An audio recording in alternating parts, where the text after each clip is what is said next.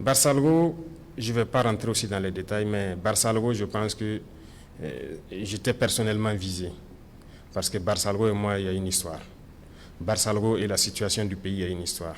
En juillet 2022, vous pourrez peut-être après vous renseigner sur place à Barsalgo. J'ai défié beaucoup d'ordres pour m'interposer pour que Barsalgo ne tombe pas. Et donc j'ai sacrifié beaucoup de choses quand même à Barsalgo. C'est le lieu pour moi de remercier beaucoup de gens qui nous ont soutenus dans notre manœuvre. Et je pense qu'ils ont ciblé Barsalgo parce que ça allait me toucher. Voilà, c'était l'objectif. Je ne veux pas rentrer dans certains détails, mais bon, peut-être qu'un jour nous aurons l'occasion d'en parler. C'est M. Alassane Ouedraogo qui nous appelle de Kaya, dans le centre-nord. Il demande, après l'attaque de Barsalgo, l'opinion publique se demande si des sanctions ont déjà été appliquées à l'encontre des responsables et complices. Où en est-on en termes de justice et de réparation pour les victimes de cette tragédie? Voilà, c'est la question de M. Ouedraogo Alassane de Kaya, en attendant.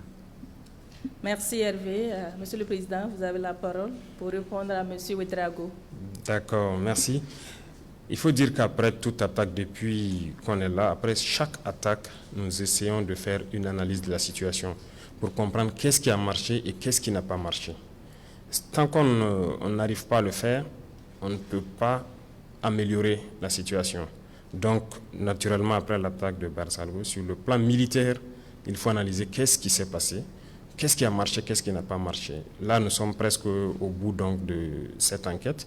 Je pense que les autorités militaires sont allées plusieurs fois à Barsalgo, enquêter, continuent d'enquêter aussi à travers Kaya. Et les responsabilités seront situées d'ici quelques jours. J'attends le résultat du rapport. Et les sanctions vont tomber. Toutes les attaques, c'est ce que nous faisons. Il y a eu des attaques où on est amené à radier souvent certaines personnes qui ont manqué au devoir. Voilà, parce qu'on n'a pas le choix tant qu'on s'engage et qu'on sent que la faille vient du dispositif, il faut sévir. Donc nous attendons le rapport final pour agir. S'agissant donc des victimes, c'est naturel, nous avons adopté des lois pour que les enfants de ceux qui auraient perdu la vie dans cette guerre-là, on les récupère comme pupilles de la nation. Et ceux aussi qui sont tombés, on les prend comme martyrs. Le gouvernement est permanemment aux côtés donc, des populations pour pouvoir prendre en charge déjà sur tout le côté psychologique, sur le côté humanitaire, santé et tout, de tous les membres donc, des familles qui ont été endeuillées lors de cette tragédie.